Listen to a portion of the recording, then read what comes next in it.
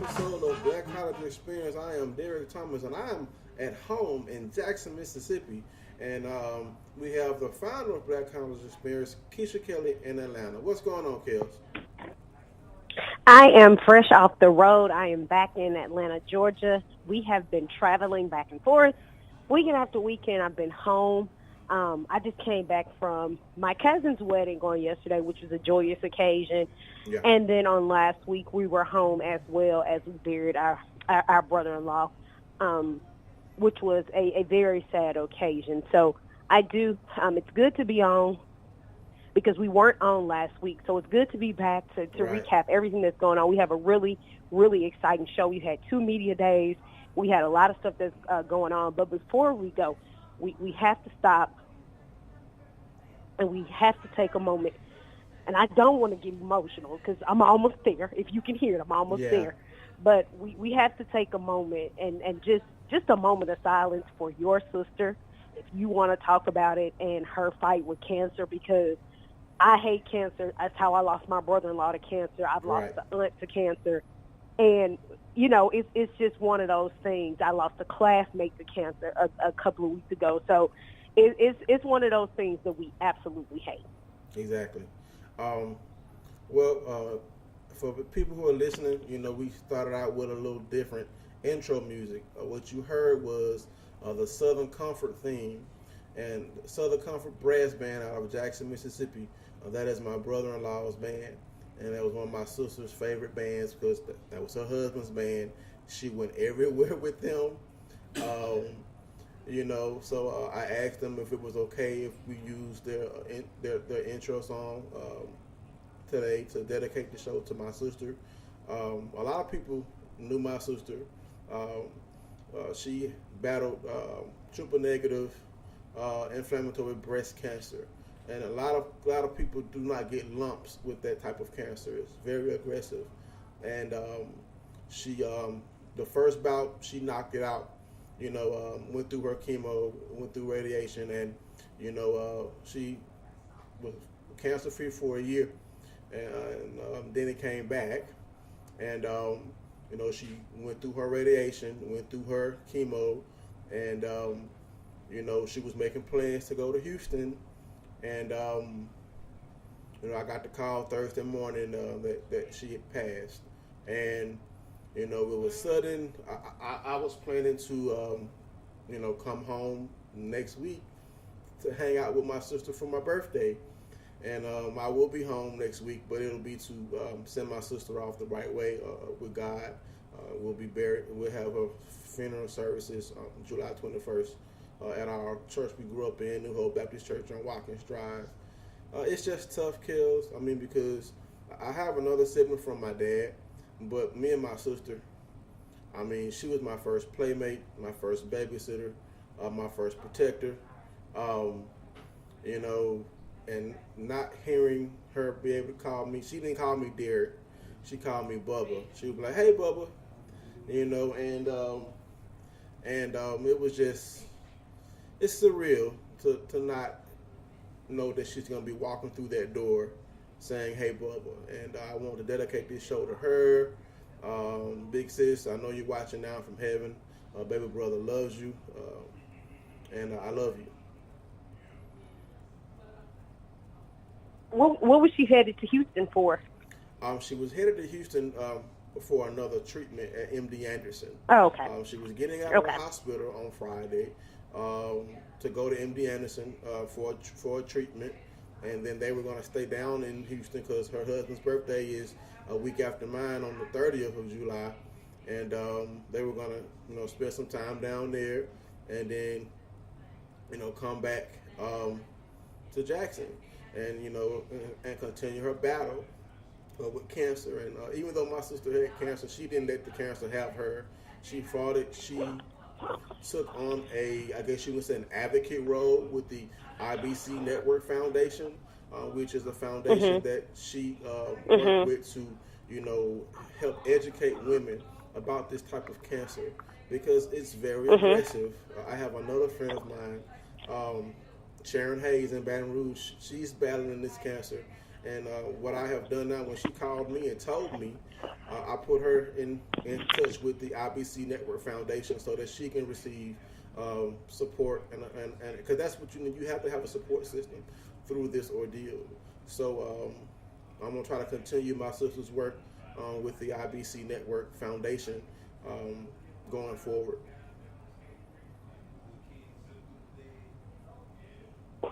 Absolutely. Once again, prayers and condolences to your family. Right. Again, I understand. I understand the heartache. I understand the pain of losing, losing a loved one. We both understand the pain of losing fathers to, just losing our fathers. We both understand what it's like to lose loved ones to cancer. So, it's tough. It's tough. And it's one of those things that the same thing with my brother-in-law. He was getting ready. He wasn't completely well, but it was like, okay, we're going to try you for another stint of chemo, and just out of nowhere, just kind of, took a turn for the worse. But again, I'll be in Baton Rouge this week anyhow, but, my prayers are to you and your family. Again, I know how tough it is, and it's just one of those things we hate to see coming, but, we have no control over it. Right. But Go ahead. Oh, all right. So, dedicating this show to your sister, we're going to hop straight into what's going on in HBCU. So this week, we had quite a few things to happen. We've had some revenue discussion. We had some NASCAR issues. We had some things going on with the UNCF and with Beyonce. We've had Media Day for both the SWAC and the SIAC. We've had so many things. We had some brewing going on in the SIAC. So where we're going to start at today, we're going to start with the revenue, the HBCU revenue discussions. We'll start there. Okay. Well, of course, we all know, HBCUs, we don't make the money that PWIs make, but our revenues are important to support our institutions and our athletic departments. So when you get a chance to, trump what you earn, and these are revenues from the 2016-2017 fiscal year, according to the financial report produced by USA Today. First off, the Panthers reported, peer review reported an annual operating revenue of over $17 million. Alabama State, over $14 million, was in second place on the list.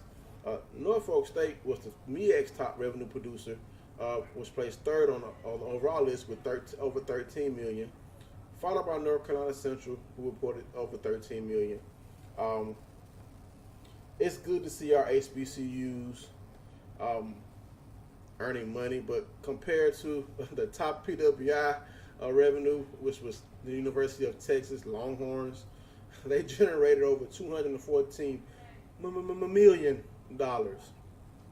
in athletic revenue. It would be nice if we could ever get to that point, but it's nice to see our athletic departments earn money and try to stay in the black and not be in the red. They also had the total expenses, while Prairie View was number one in revenue. They were a little in the red, but not by a lot. Alabama State broke even. They broke even in revenue, matching it with the expenses. So that was some good accounting at Alabama State, Kels. We know Alabama State they've been winning the Commissioner's Cup for the 7 straight years. So they've been doing some awesome accounting in their athletic department, as well as having success across all sports. I guess you can say the goal is to make more money than you spend out. And right now, a lot of HBCUs, per this list, are right at in the black. A few of them were, I'm going to call in the blue. As far as having a surplus, because you want to break even. You don't want to have a negative or it be in the red. But if you can have a surplus, that is definitely a win. So, hopefully with the football season getting ready to start up here, because we all know July means football season is getting ready to start. You want to get a good start on season ticket sales, so that you can, that's going to boost your revenue. So it's just good to see our athletic departments earning high revenues, but we want to try and reduce the expenses a little more, so we can try to have more. I guess you could say more surplus. Because we don't want to be in the red. My Delta Devils were in the red by about a couple of $1,000. So we have the smallest athletic budget in the SWAC. For us to be close, let me see if I can find your Jaguars. Let's see here where y'all at, because we know Southern makes money. Yeah, Southern was number 5 for the athletic budget. No, in revenue. Oh. In revenue. Oh, we're number 5. Yeah, y'all were number 5 in revenue with over $13 million. So we know your Jag Sports are gonna do what you do. Gonna try to pack the month, and also pack the minute dome. Hopefully, all our schools can, like I said, have a surplus of revenue versus expenses, because that's the name of the game. You want to make money. You don't want to have a negative. And it would be nice if we could. It would be nice to have an HBCU kills one day generate at least half of what the University of Texas does. I think that is. I like what we're doing, but I mean, of course, with us being in smaller schools, we're not generating the revenue that they are. But it would be nice to one day have an HBCU, have that type of revenue. What do you think about that? I think it's when we start speaking on this, and I can go into this for a while, and I joked about this earlier. We talk about all the time how, and undeniably, sports is one of the biggest attention grabbers at an HBCU. And that, football is going to always be that first thing. But these are these sports are what grabs our attention. So, dealing with our athletic departments, and like I said, dealing with, our smaller HBCUs, we're working with a smaller budget. And I think as alums, it starts with us still giving back, because what happens is when you have these different things, we had Jagathon where you could give back money. When you have these different funds or whatever it might be where you can actually donate money to your athletic department, I think it's it's a great thing. So it's a gift and a curse when you start talking about money games, because we don't want our guys to get hurt in these money games, but at the same time we need that check. Exactly. Because those checks go towards taking care of things that need to be done in that department, equipment that might need to be bought, anything that needs to be replaced. Those checks go towards getting those things done. So the money has to come from somewhere. And of course, we Coach joked about it. We were talking about TCU. He said, I hope they still sleep. I hope they're not woke in the first quarter. And we joked about it, but in all hindsight, you want to keep your guys healthy, because they still got to play these games that actually count the rest of the year. You still got games you got to play. But, I feel the same way, because we're having more and more stuff come up, and we're slowly coming into more relevance. So, I would love to see the day that we're working with athletic budgets bigger than what we're working. I would love to see us working with $500,000. I would love to see that. Right, and I would love to see us make half of what Texas makes in revenue. Right. I think that would be awesome. Like I said, they made up with $214 million in revenue. If we could make $500 million, I would lose my mind. They could give me a quarter. They can give us a quarter of that. We're still winning. Because they're not missing that. Think about your Alabamas. In your schools, your Texas A&M's and your Ohio States. They're not missing that. That's why they can cut checks so quickly and so big, because they're not missing. They're definitely not. And we do have a caller on the line, and it's my line brother, Patrick Perry. I think PP might be calling in to talk about SWAC Media Day. PP, what's going on, LB? You calling in to talk about SWAC Media Day? Yeah, y'all already talked about it? Not yet. We haven't. No, we can start. Yet. We can start there. So you can tell us. We just get started, man. But when we get started, we'll definitely let you get in.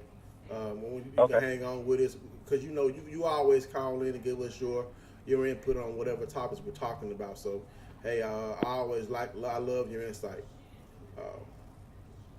But I'm glad to hear your voice, LB.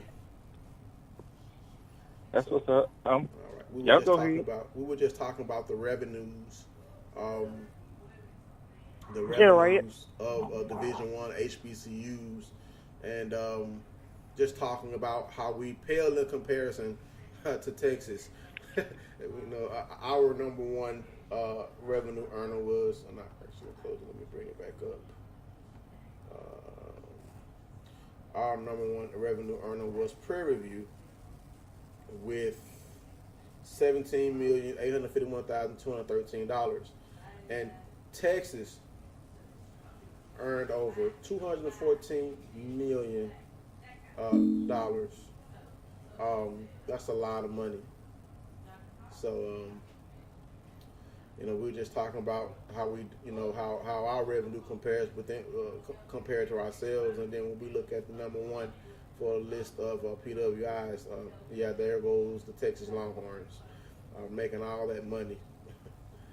So, but Kels, where you want to go next? Kels? Did I lose you? Kels? PP, you still there? Yeah. Kels? Well, we're going to move along. There she is again. BJ? Hey, man, what up? What's going on, BJ? Okay. Kels is on the line. Man. Yeah, that's me that called back in. I got dropped, but here I am. I'm sorry. So now we got four. We got myself, my line brother Patrick Perry, Keisha Kelly, and the one and only Southern Jazz great BJ Jones on with us right now. So, Kels, since we have BJ and PP on, since we have them both on the phone, let's go ahead and talk about. Well, before we get into what happened at SWAC Media Day, BJ, tell us who you are and tell us what you do, because we want people to follow you and listen to what you're doing as well. All right, man, I'm BJ Jones, alumnus of Southern University. Played for the Jazz, one of Pete's boys. I am a writer, contributor for College Sports Journal, and I'm also launching my own brand. We're going inside HBCU football. That's the name of it. You can catch me on Twitter. The handle is Inside HBCU Football. We have a live podcast, going to be coming up next month. That's still in the works. It's going to be on this platform, so if you're following the Black College Experience, you can find me on this platform as well. On Spreaker.com. Name of the show, Inside HBCU Football. So we would definitely that's what I am, and that's what I'm doing right now. Okay, so you see how extra BJ had to be. He had to take us all the way back to his graduation, his plan. You got to paint the picture. No, seriously. Okay, so whichever one of y'all want to go first, Patrick or BJ, whoever wants to talk about it first. BJ, you were actually in Birmingham for SWAC Media Day, correct? That's right. All right, so go ahead and let us know then you go first. The scene. How was it in Birmingham for SWAC Media Day? Man, it was great. It was a nice event. I didn't stay for the whole thing, but great event, great venue. It was nice to see the coaches and the players out. There was a lot of excitement coming into the season from a lot of teams. I will tell you this, that Alabama A&M's coach, Coach Carl Maynard, man, he was enthusiastic. He has a pep in his step, and he got me kind of excited on what might happen up here on the hill with Alabama A&M. Of course, he brought along Jordan Bentley, who's supposed to be healthy this year. Jordan Bentley was one of the best backs in the conference 2 years ago. Was injured. It should be healthy this year, but overall, man, the event was great. Got some exciting news for the uniform changes, some uniform reveals. I found out on Friday that Southern's going to have not only a uniform change, but a helmet change as well. So I'm interested to see what that look like, man. I'm just ready to get started, man. The media day just made you just ready for football season. So overall, man, great event, especially talking about the Birmingham with the football and basketball championships moving back down to the city of Birmingham. They move going home. And that's big, Kels, because that's big, BJ and Kels and PP, because when it was announced that the SWAC championship game was going to be done away with, and they came out with this new format for the conference, a lot of people were not happy about that. So the game coming back got some mixed reviews moving back to Birmingham. I'm glad that it's going back to Birmingham because that's where it had its best success, I think. Houston, of course, was a nice experience, a bigger town than Birmingham. You have, I guess you can say, more amenities there, but the SWAC championship game had its best turnout and its best years when it was held in Birmingham. Would you all agree or disagree with that? I definitely agree. I think that, a lot of times people don't really know, and because we're media, we know we do we do the other sides of it, so we know that the conference suffered a deficit by having it in Houston. And, people are looking at, okay, you're talking about the nightlife and the stuff that's going on in Houston, but when we look at the numbers and we see the drop and the decline in attendance, people weren't even going to the game in Houston either. So you can't say, okay, I want to go to Houston, but you're not even attending the game in Houston. And we also know that it also depends on what teams are playing, what opponents are playing, who you're putting in front of people, because people want a total game day experience. They want the football team and they want the band. They want a total game day experience when they're coming, because everybody doesn't like the football team and everybody doesn't like the band. So you have one something for somebody and one something for the other somebody. So you got to be able to combine those things and put those things together. I think that what's going to happen is that the mayor of Birmingham, first and foremost, is a young black guy that is an alumnus of Morehouse College. So he is very lit right now about this coming back to Birmingham. Exactly. And I think it's a great thing because not only do you have football, you got basketball going. And, yes, I will be in attendance. I don't care who is playing. I will be there for both football and basketball. Yes, indeed. And like I said, I think it's great that it's coming back home. But let's get down to the nitty-gritty of all the events and the news that was broken at the SWAC Media Day. The preseason Offensive Player of the Year was P.J. Simmons, a dynamic running back out of Alcorn State. And the preseason Defensive Player of the Year, none other than the Grambling Tigers, Dearius Christmas, a linebacker that's all over the field. BJ, what do you think about those selections for the Offensive and Defensive Player of the Year? No arguments here, man. P.J. Simmons, I was impressed with him, the way that he ran the ball last year. He's quick as a tick in the New York Minute. He can change directions. He can catch the ball out the backfield. He can do a lot of dangerous things. He can strike hard. He can strike fear in the hearts of a lot of defensive coordinators. Dearius Christmas is special. He's a kid that plays at linebacker position. He's always around the football. He's one of those guys when you talk about has a nose for the football, that's Christmas. And he plays the run and the pass, which is going to be key. Because now you're talking about, teams that's going to 4 and 5 wide. You got to have a linebacker that's able to remain on the field when they spread it out, and Christmas is able to do that. And he's a guy that's getting not only SWAC accolades, when you look in the FCS publications, no matter what they are, his name is on that first team in a lot of publications as one of the best linebackers, not only in HBCU football and in the SWAC, but across the nation when we talk about FCS football. Right. And let's go down the line here with the first team All-SWAC. We're not going to talk about the first team right now. First team quarterback Noah Johnson out of Alcorn State. I know he's glad Footman's gone. He gets a chance to get the spotlight. P.J. Simmons, of course, our Offensive Player of the Year. At running back, Keyshawn Williams out of Arkansas Pine Bluff. The big boys, the big uglies, as I like to call them. Mustafa Ibrahim out of Alcorn. Jeremiah Abbey out of Southern. Grambling State has 2 selections, William Waddell and Kyle Davis. Corbin Finlayson out of Prairie View. At wide receiver, Quentin McElfresh out of Mississippi Valley State University. Dara Clark out of Grambling, and Jordan Jones out of Grambling. PP, Valley State, our alma mater. We don't normally have a lot of players become preseason first team. Quinn McElfresh was the SWAC. I think he was a SWAC newcomer of the year last year, right? Yeah, and the first white receiver to ever lead the SWAC in receptions and yardage. All right. So what do you think about McElfresh being named first team all preseason SWAC? Okay. He should have been on the first team last year, but that's another thing. But I think it's, as far as Dallas is concerned, him, McIntosh, Chambers, this is going to be like, if they are having any type of pro aspiration, they've got to show out. Like McElfresh, he doesn't drop the ball, and he's surprisingly fast, breaking that stereotype or whatever.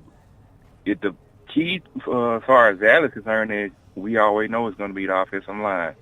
If we're switching over to a new system as far as being more balanced, if the offensive line is any, like, 50% better, I think he's going to break 1,000 yards pretty easily as far as.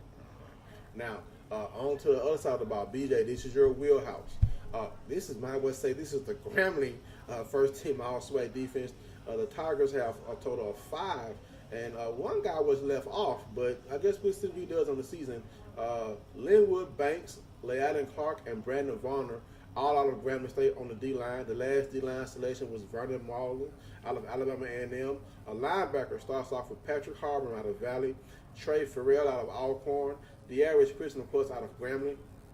Defensive backs, Dylan Hamilton out of Alabama A&M, Andre Augustine out of Southern, Drew Anthony Parker out of Prairie View, and Percy Cargo out of Grambling State.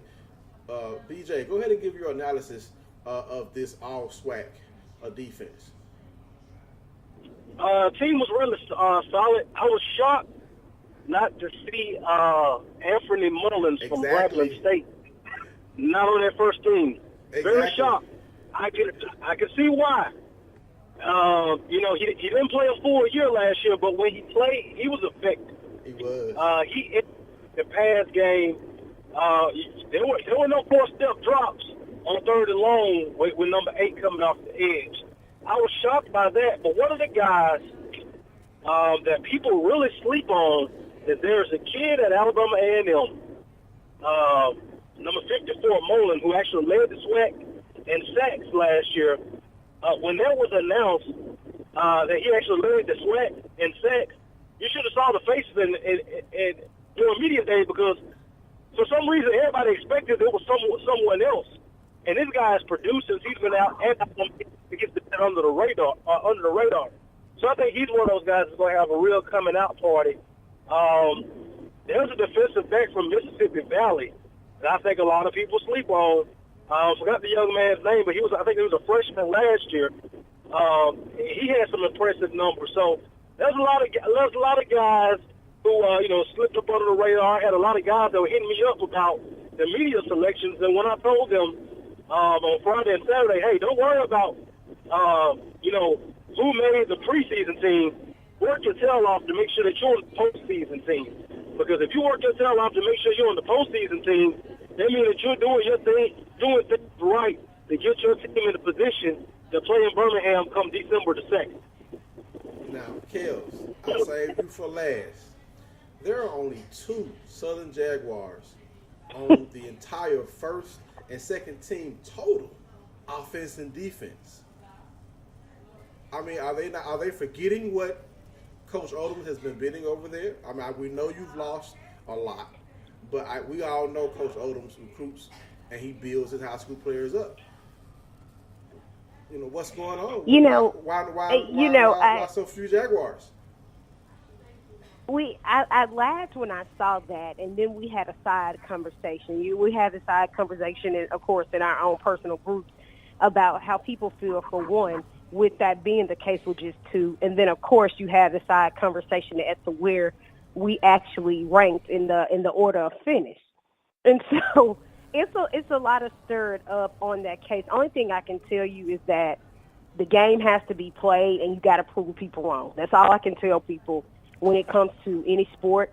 Of course, you look at past things and you look at what the seasons have been like before, and then I said the same thing. You lose people, but only thing I can tell people is that you just have to prove people wrong. But of course, like I said, it was a lot of comments behind it. I'll just say that there was a lot of commentary behind it. Now, since you did bring up the predicted order of finish, we're gonna run down the East first. Alcorn is predicted to win the East again. I think this will be the 5th time that they're predicted to win the East. Alabama State behind them, Jackson State, Alabama State, and of course, always in the cellar, Mississippi Valley State, our alma mater PP. But we're gonna hopefully shock some people this year, looking to climb out of that cellar. In the West, Grambling, the defending champion, is number 1, predicted to finish first. And like Kale said, the school with the fewest selections, with only 2 selections on the entire first and second team, is predicted to finish second. So that means there's going to be a lot of collective young talent or unknown talent that's going to potentially step in and continue the success that Coach Odoms has been having. Former Grambling offensive coordinator, his name is escaping me right now. Y'all help me. Dooley. Prairie View's new head coach. Dooley. Yeah, Dooley. He takes over for Willie Simmons. He drew a real blank. Prairie View is 3rd, Texas Southern, and then at the bottom, Arkansas Pine Bluff. I don't know how I let Dooley's name slip my mind. As much as I hear Chad talk about him, you know what I'm saying? Maybe that's why I forgot, because Chad is always saying Dooley's name. What do y'all think about your predicted order of finish? Let's start on the East. Can anyone topple Alcorn? I'll start. I'll start. Ladies first. Well, you look at Alcorn, and you can't take anything from them, even on a week. Even if they lose games, they still end up beating the games or winning against the people that it seems to make that's more important, rather. And then when you talk about going 5 years, that's a long time. That's pretty impressive. And I think I've seen BJ tweet that somewhere. That's pretty impressive. 5 years, and to do it 5 consecutive years is even harder. That's a hard thing to do. So to say that you come off 5 times and you're predicted, it is very impressive. I just keep on wanting to think that Jackson State is going to come into their prime somewhere. I keep wanting to believe that, but they haven't proved me right yet. Alabama State, BJ, you can contest this.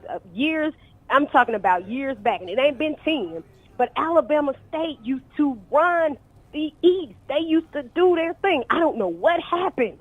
It's just like they just fell off. I don't know. It used to always be Alabama State for some reason out of the East going to the SWAC championship. But, you can't take anything from it. On the West side, I totally agree with Grambling being first. You look at Grambling, they won back-to-back-to-back, and then they're coming off of, they went to the SWAC championship, went to SWAC championship and won. Then they went to Celebration Bowl, won that first time. Although they didn't win this last time, you still can't take anything from them being ranked number 1 because they won back-to-back-to-back. And you look at, even though they've lost some key pieces, you look at what they're going to bring into this upcoming season. They have brought in another FBS quarterback transfer in Alden Clark out of Arkansas State, New Orleans native, put up outstanding astronomical numbers out of Edna Carr. So is he going to have the same impact that Devontae Kincaid had? Time will tell. BJ, your analysis of the predicted finish. You got to put Alcorn number 1 in the East. Through all the changes, through the coaching changes, right, the roster changes, Alcorn is still there. You look at that roster; it's a talented roster. You look at what's behind them. You got Alabama State, Alabama A&M, and Jackson State. All of them are pretty much in the same boat. Some of them are rebuilding. A&M and State has new, they have new coaches trying to get a new philosophy in there. Jackson State's still trying to bounce back from, the loss of Cummings. And then Mississippi Valley has a young coach, Coach Dancy, in there that got some. He got a lot of positive, man. He got the kids believing, and that's big. And so Valley's coming, but right now you got to put Alcorn number 1 in the East. In the West, I agree with Grambling being number 1. All right, to beat a man, you got to beat him. Okay, if you want to beat a man, you got to beat him.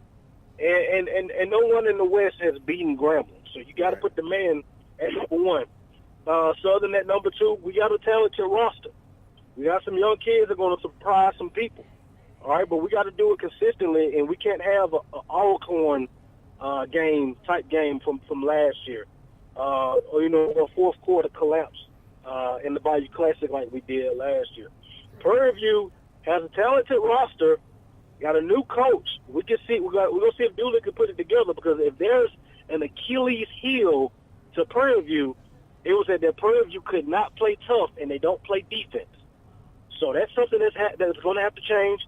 Then you have Arkansas, Pine Bluff, and Texas Southern. Both of those teams are struggling. You wonder if Coach Haywood can get it together for Texas Southern going into year 3, and what the new coach said up there at Arkansas Pine Bluff is going to do. So I agree with the predicted order of finish, but, that's why we play the game. Right. We're going to take a quick commercial break right quick, and we're going to get PP's words and then my words, and then we're going to move on to the SIAC meeting today. So we'll be right back in 31 seconds. I already knew that I was going to go to college, from a young age. I definitely want to major in political science. After that, I'm going to get my law degree. Then I'm going to come back to Detroit, boost the economy, become the mayor or something, try to make the situation better for other people. I feel like I owe it to the city. I'm determined. It's going to happen. My name is Justin, and I am your dividend. All right, ladies and gentlemen, we are back with more Black College Experience. We have heard from the Queen, Diva Kells. We've heard from the former All-SWAC performer, BJ Jones, inside HBCU football. And now my line brother, PP. Go ahead and talk to us what you think about this predicted order of finish in the SWAC. On the East, I can agree with that, because I've said that Noah is a better quarterback than Footman. Footman was a better athlete, but Johnson is a better quarterback. He's mobile as well. Everybody in the East is basically either like Jackson State, they're switching over to that air raid. Alabama A&M new coach. Yeah. Alabama State new coach. Valley new coach. In the West, the drop off. That's an unknown. I probably would have put either Southern or Prairie View as far as number 1, because you can't lose that much on the offensive side. That's Grambling, and I guess they're going to be led by their defense. We all know that, but they lost 2 big key pieces on the offensive side. So coming into the season, the best quarterback on that side of the ledger is going to be Hodges from Prairie View. Who was Southern, not on either first team or second team preseason. Yeah, that's what shocked me. Yeah, that shocked me, because the receiver made the first team, but how in the world are you going to leave the quarterback that was throwing to him off any team, So I probably would have put either Southern or Prairie View at number 1, and then Grambling I probably would have put them at number 2. Boy, you have Chad dying. I like your way of thinking, Patrick. I like your way of Chad thinking. Jones is listening. I bet Chad is ready to try to call in right now. I'm going to be quick and to the point. In the SWAC East, you have had staff turnover. Even though Alcorn returns as head coach, a lot of the assistants were fired. Got new assistants in. They have a new quarterback coach in the dynamic Pat White, who's going to teach Noah Johnson the intricacies of playing the position.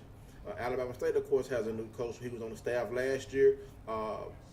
Put a shot in the arm where Alabama State was competing to win the East last year, after Ely took over.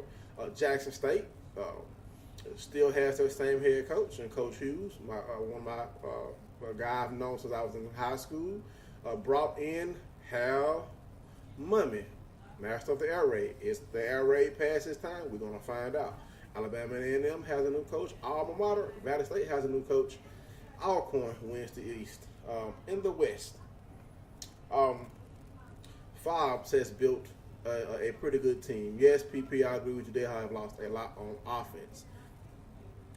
And I do agree they're going to be led by their defense. They do have a lot of talent on offense. They didn't get a chance to play last year. A lot of transfers that have not been able to play. The running back transfer from Alabama has not been able to touch the field. Will he be able to return to form? They also had a young man transfer from from the Army as a running back, and they've recruited very well. The Jaguars, there are a lot of unknown. We don't know who their quarterback is going to be, but we all know Coach Dawson Odoms has recruited well. What's your mantra, Keisha? Chop wood, carry water.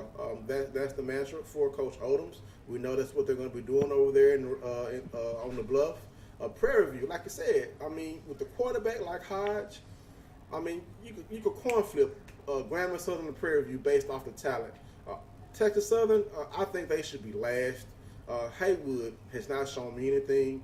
I think Pine Bluff is going to finish ahead of them. So I do agree that it will be Alcorn and Grambling heading to the SWAC championship game unless Southern, and there are a lot of unknown players, step up and are to knock off the Tigers. And if Coach Dooley, is unable to, get past Fobbs, that's all I have to say about the SWAC. I'm hoping, my dream would be that Valley is able to at least beat Jackson State again and compete somewhat in the SWAC East. I would love to see that. Hopefully Coach Dancy is able to have some success and improvement on the field. That's my dream. So we're done in the SWAC. We are ready for the SIAC, and they are our Division II HBCU brethren, but there are no pushovers because we know what Tuskegee did to Jackson State. And Grambling played, what was that, CAU last year, Kels? And CAU gave them most of their money. What was that? Yeah, I said, they played in Chicago. Yeah, McCrary, the former Vanderbilt transfer, gave Grambling fits until Grambling was able to take control of their game. In the SIAC, Kels, that's your domain. You were there. Take it away, sister. Okay, so, of course, I did get a chance to attend SIAC Media Day. It was a great time. The thing about, because I've done both SIAC and SWAC Media Day, it's a different setup. So with SWAC Media Day, you actually walk up to the table, or when we did SWAC Media Day a couple years ago, you walk up to the table and you talk to the coaches and the players. At SIAC Media Day, they come up to your table and they sit down and they talk to you. Wow. So I'm this person. I'm trying to eat, drink, set the computer up, set the camera up. I was trying to do 10 things, and they was like, okay, you're the first person, Black College Experience, you're doing the first interview. So I'm like, all right, cool. So I'm trying to get myself together. But it was a really, really great thing. It's always a great experience because for anybody, like I said, that has never been to the College Football Hall of Fame, please, please, please, I beg you to check it out because it's so much history in there. It's so much great stuff. I mean, when I say they have everything from the very first football uniform, they even have how tailgating used to be back in the day when they were dressed in fur. It was like picnics. You really got to get in there and see it. I mean, every helmet from every football team is in there. It's a really great experience. But again, they held it at the College Football Hall of Fame here in Atlanta. Of course, you got your teams out there, and I don't think too many people were surprised by the predictive order of finish as to what was going on. Out in the West, of course, Tuskegee did go first. Miles went second. Kentucky State went third. Central State went fourth. Lane College went fifth. In the East, Albany State, followed by Benedict, followed by Fort Valley, followed by Morehouse, and then Clark Atlanta to finish it off. Of course, we do know that Tuskegee did win all last year. They did end up winning the championship to beat out their opponent. So, of course, we do know that. And BJ Mike can touch on this as well. I think people really want to pay attention to Miles this year. That is one of the teams. They start off Labor Day weekend against Alabama A&M. So it's a lot of, out-of-conference games for them as well. But they do start off with Alabama A&M. Of course, Tuskegee is playing Alabama State again. So they're pretty excited. Miles did send word to tell Alabama A&M, or the players said, we are ready. But that's just how it starts off. Now, of course, talking to Coach Slater, talking to Tuskegee's coach, the last conversation we had was last year. I said, Coach, how do you feel about being ranked number one? He says, it's just a poll. I don't pay attention to it. We'll see how we finish. So this conversation Tuesday was, well, Coach, remember a year ago when we had this conversation and I asked you, he said, I remember. And he told me exactly what I said. I said, okay, so I'm going to ask you the same question. And he said, I really don't pay attention. He said, it's just a poll. We still have to play the game. So we'll start with BJ. What do you feel about the predictive order of finish? Oh, man, it's spot on. Tuskegee bringing back a lot of talent. A lot of talent. Jamarcus Ezel at the quarterback position. All conference linebackers, a defensive line. Tuskegee is loaded. This is a year they should really take a step forward. I would not sleep on Miles College. They're bringing back a lot of talent, as well as Albany State. You're talking about the year number 2 up under Coach Gabe. So it's going to be interesting there. And I was told quickly, do not forget about Fort Valley. A couple of the players and alums jumped in my mentions on Twitter and reminded me, hey. Same here. Same. I was waiting. Yeah, Fort Valley. So I was like, we did not put this out there. This is the conference. We didn't put that out there. I'm just repeating what the conference said. But the guy was like, no. And then when I went to his Twitter, I was like, oh, he played for Fort Valley. So I understand. Yes, indeed. I mean, he was not happy. I'm talking about he was not letting it go, Kills. He was not happy at all. Don't you know we played for the championship last year? How we going to be third? That's what you want. You want to have players be passionate. That's what football and HBCU football is all about. And, I'm going to keep in touch with that young man and see how Fort Valley State does. And if Fort Valley State outplays their number 3 ranking, I'm going to invite that young man on Black Holiday Experience so he can speak his mind. You know what I'm saying? We didn't make this. We're just, retweeting it. But he was not happy, y'all. He wasn't. Like you said, he jumped in the mentions and he wasn't letting up. And I was like, sir, it was not me. I'm sorry. It wasn't me. I did not realize, though, however, last year, I did not realize that Central State only won 1 game. I did not realize that. Wow. But I'm going to agree with the predicted order of finish. Until someone knocks Tuskegee off the mountain, they're number 1 in the West. Albany State, we're going to see how they do. Like you said, Kills brought up Miles. Miles is going to be led by the preseason offensive player of the year in Justin Hardy. He led the SIAC in rushing last year with over 1,000 yards and 12 rushing touchdowns, 13 total. He was 9th in Division II in rushing yards and had 6 100-yard games and 4 games with more than 165 yards rushing, including a 210-yard, 3-touchdown effort against Central State. Preseason defensive player of the year out of number 1 in the West, Tuskegee. That is DeVoris Thomas, a linebacker. He's a junior from Mobile, finished the season with 80 tackles, including 5.5 tackles for loss, and pass breakup, 4 quarterback hurries, and he managed 7.2 tackles per game, which placed him at number 13 in the conference for tackles. He's a junior. He also recorded 3 sacks on the season for the Golden Tigers. So we're going to be watching these 2 young men as they lead their teams. If they can live up to their preseason billing, as BJ said, you got to play the games first. This is for us to talk about. You know what I'm saying? Like that young man said, we won our division last year. How are we going to be number 3? Well, use that as bulletin board material. Put it up on the board and fire your team up and say we're going to prove the SIAC Media Day prediction wrong. And I'm all for that. PP, what do you think about the SIAC predicted order of finish?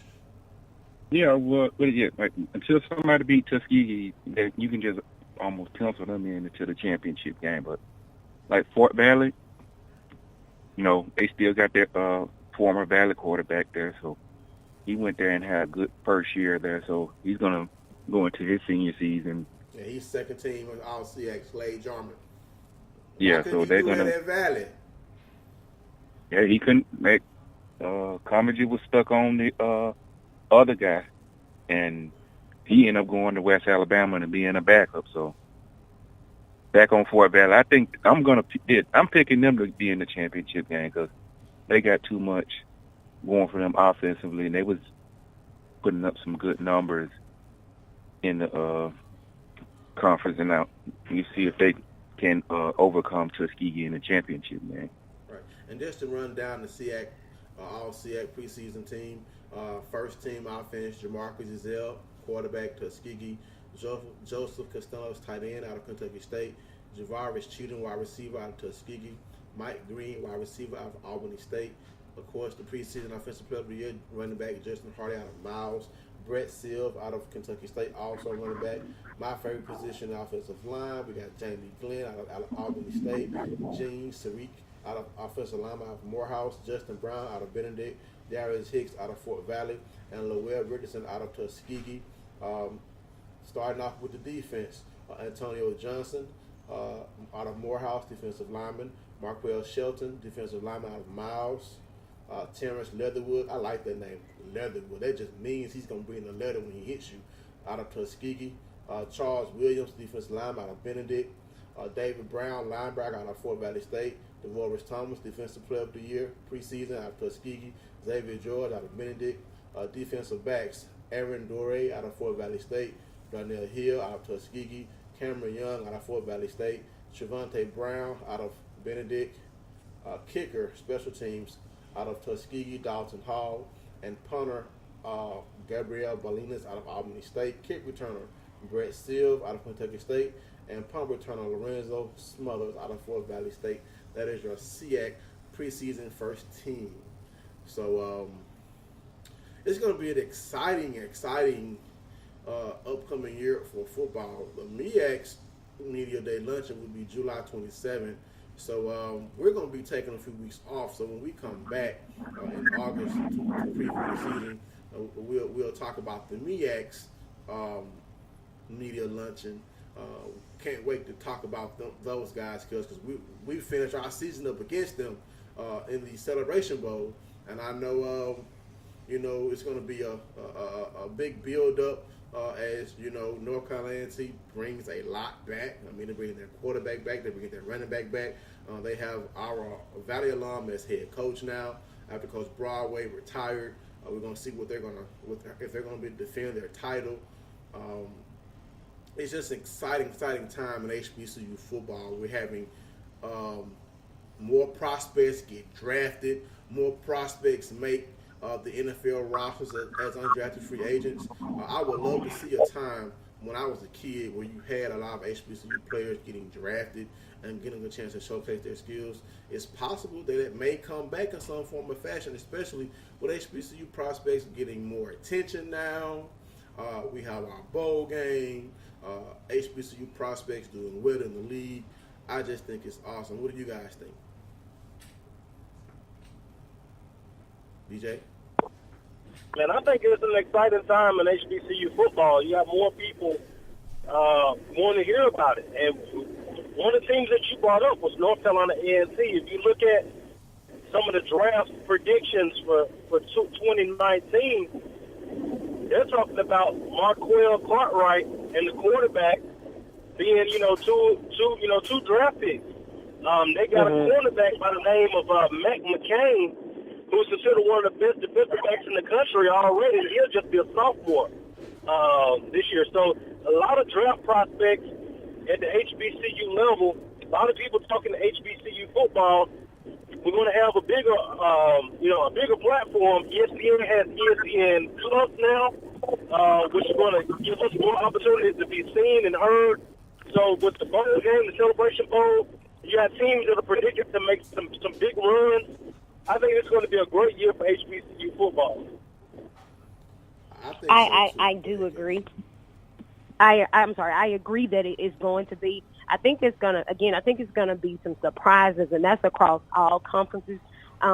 It's cool that we make predictions, but again, we never know until the season starts, and you really can't get a good look until you're about 3 or 4 games into the season. you really can't get a good look into your playing teams that are out of your conference or other HBCUs, because then you can really see what you got, who's playing at what position, and what kind of skill level they're playing at. So I think this is going to be a more exciting football year than it's been in the last couple of years. I definitely agree with you. And then, of course, we can't forget our CIAA brethren. We know my favorite player in the CIAA is Amir Hall out of Bowie State. And then we can't forget we have our independent HBCU football teams. And, of course, Tennessee State over there grinding out in the OVC. Hopefully they can surprise some people over there. It's going to be exciting football season coming for HBCU teams, and I can't wait until they get started. Black College Experience doing some big things. We're going to be part of the bowl game, Kills in Mobile. I just think it's awesome that we're going to be able to get a chance to be a part of that game. It's your Jaguars versus the Alabama A&M Bulldogs. I just think that's awesome. Just ready for football season to start. I'm ready to start putting in my credential requests now, so I can make sure I'm gonna have my seat in the booth. Again for the third straight year up there on the campus of Southern University. Unfortunately, I'm starting to like it up there now. Hard for me to say that when we've been a Valley alum, but I just love the atmosphere that Southern has. We still want to beat y'all if we ever play y'all again. Hopefully I'll be at that game, but I'm just glad for football season getting ready to start again. Kels? Yeah, I think we're pretty much at the same thing, and one of the things you touched on was talking about the Gulf Coast Challenge, and being that we are an official partner of the Gulf Coast Challenge. Now, to me, I was just like, oh, okay, and it was like, Kills, that's a major thing, and I'm just kind of one of those people. I really don't get caught up in the hype, but it's a lot of stuff surrounding that game. They got a golf tournament, they got a battle of the bands, it's like a concert mixed in. It's a lot of stuff around it. And I'm just like, okay, Tim, you're overwhelming me with all these things, because I'm like, I'm a game day person. Game day, I'm good. But you got like 20 things going on. So I think it's going to be the ultimate experience. The Zetas from Alabama A&M have called out, I want to say Zetas from Southern or other Greeks. So I think it's going to be a battle back and forth, and I think it's going to be a very good experience. I'm hoping that everybody is coming down to Mobile. I'm on a prayer and a whim that my niece does not make her debut into the world that weekend or the following weekend of homecoming, because my sister is pregnant. Yay. And she's due on Alabama A&M's homecoming week, which is like the second week or whatever in October. So I'm like, okay, don't make your debut at those times. And I just got that feeling that's exactly what's going to happen. Yes, indeed. Well, we're almost out of time, Kills. What do you want to close us out with? Before we get out of here, we got to touch on this Clark Atlanta situation. We got to touch on the Clark Atlanta situation. BJ, here in Atlanta. Huh? I was asking, BJ, have you read about that? Yeah, man, I actually listened to the HBCU Game Day podcast, and they were talking about it, and yeah, man, it's something that needs to be addressed, man. Kale, take it away on that one. Yeah. So what's going on here? Of course, once again, I've established a relationship with both Clark Atlanta and Morehouse, very close with those two schools in particular, because they're here in Atlanta. Well, the thing that's happening for people that don't know, of course, they did lose Coach Darryl Moore, which also has a NBA pedigree. He is a former. He played in the NBA. Also, Coach Alfred Jordan, which were both the head coach and men's assistant coach for Clark Atlanta University men's basketball team. They both did go to the University of Little Rock. Well, what's happening now, you have Coach Yolanda Moore, which played for the WNBA. She's coming off of, this is her first season, guys. Listen to this, first season. First season, she wins a championship. That's not easy. So you come in your first season and you win the conference and you win the tournament championship. Well, at this point, last week, they're saying that she's going on a leave of absence. So we're like, okay, cool, what's happening? Well, They put the news out. The Atlanta Voice puts the news out, and there are more out there allegations that things are happening over at Clark Atlanta that we heard about, but now everybody else is hearing about. So, you know, it's some things going on where they're saying that, you know, the AD didn't address some issues that came. You had 3 or 4 complaints against people. You got a volleyball coach that's making some inappropriate comments to a player via social media, texting inappropriate stuff. They cutting women's scholarships. The men, now, for people that don't know, they just got a new scoreboard for the football team. The guys got new suits. Locker room been upgraded. The girls won a championship. So the issue is, where's the girl stuff, is from what I'm hearing. And I tell people all the time, you will never understand as a woman what we have to face in media and in sports. We have to take a lot. And when you don't address these issues, and he's only been there, this athletic director's only been there since 2015, so give or take, you say going 3 years. That's not old. That's not a long time. And you got a lot of things that's coming up against you. And it's not a good look because they don't have a volleyball coach. They don't have an athletic director. They just got another men's basketball coach. You have equipment that's missing. It's not a good look for Clark Atlanta right now. So Dawson resigned or he was fired? Who? You said they don't have an athletic director. No, I don't know what happened with their athletic director. They just don't have one. I don't know if it was an interim. I don't know what's going on in that situation. I never knew what was going on. I just found that out. But it's just a situation right now where it's just like things are starting to happen, and you're like, no, you got too many good things, and we all know they just hired another coach that played in the NBA for the men's basketball team. So you're like, you know, right now the interim is coming in for women's basketball. Her assistant coach, but you got to start to wonder what is going on.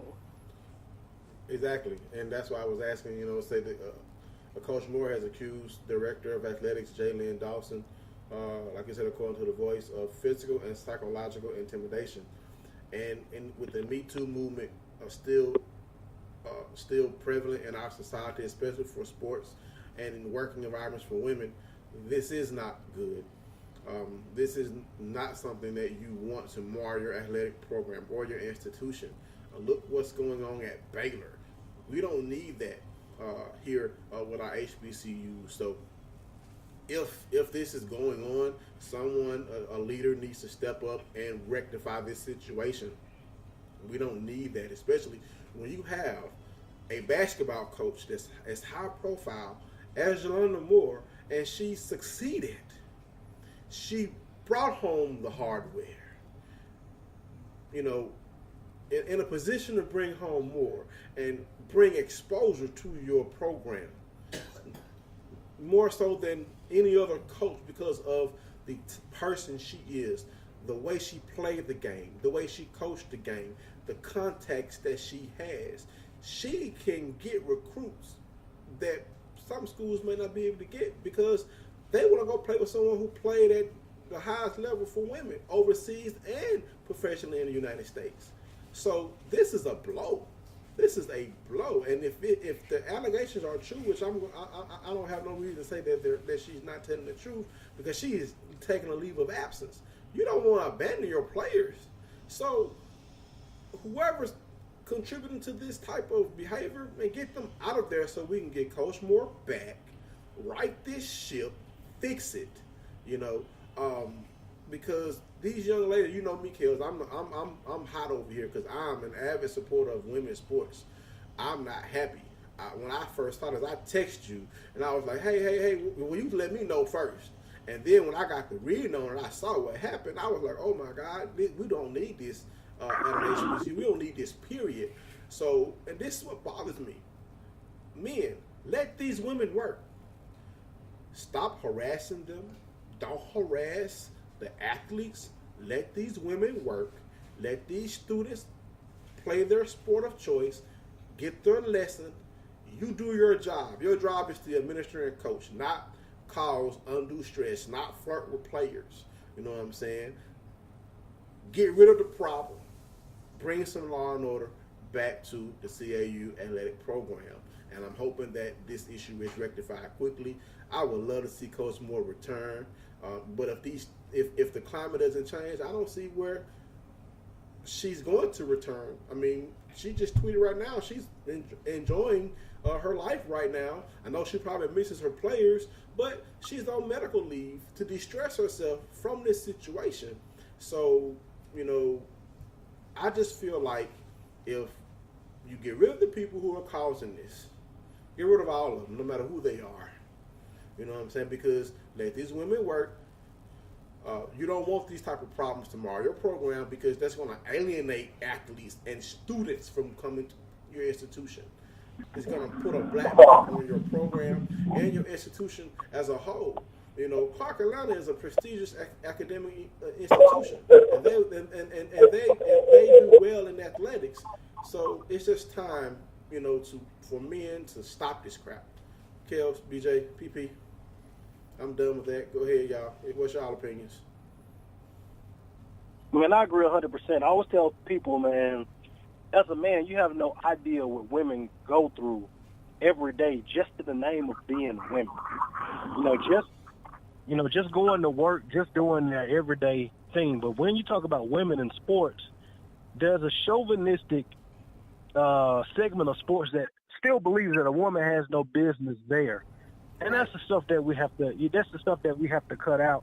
And that's the stuff that a woman should be able to be comfortable in her role, no matter what she's doing as an athlete or a coach or a journalist or reporter. And that's one of those things that we have to get out of sports. So hopefully they can get that addressed at CAU, because it's putting a black eye not only on the athletic program but the school. How many parents now are second guessing their daughters going to play softball or run track or any type of athletics at CAU? You got to get that under control. PP. Yeah, we're not, like you said, we're not at the. I mean, HBCUs are not at the level of Baylor. We already got enough. What is it? Of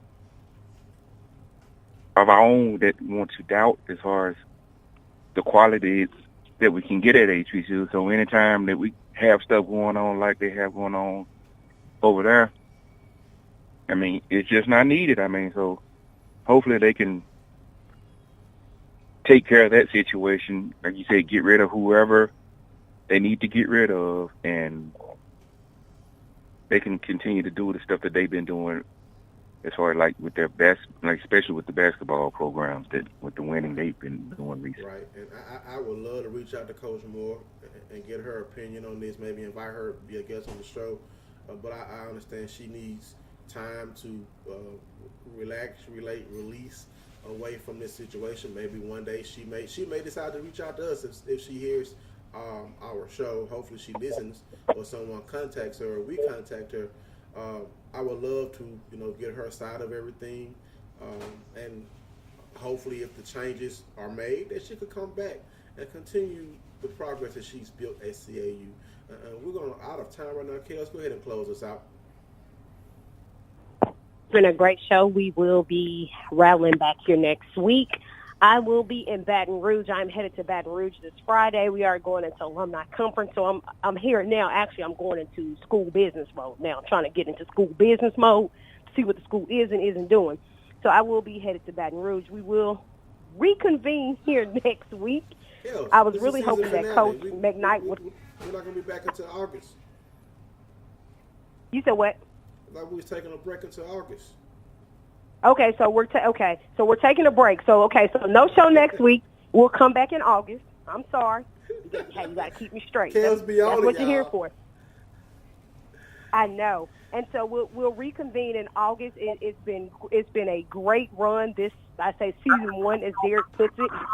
We will see everybody back in August. Enjoy the rest of your summer.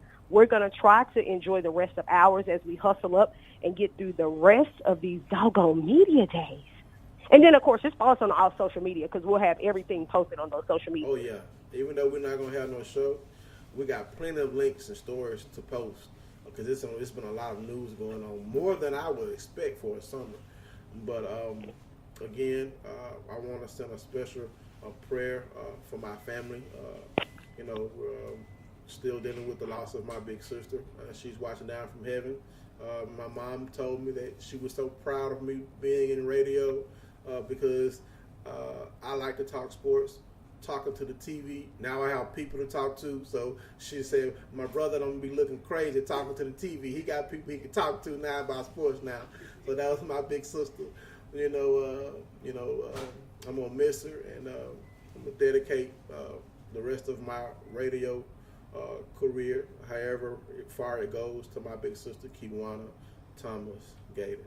Your baby brother loves you and misses you. We're out of here, ladies and gentlemen.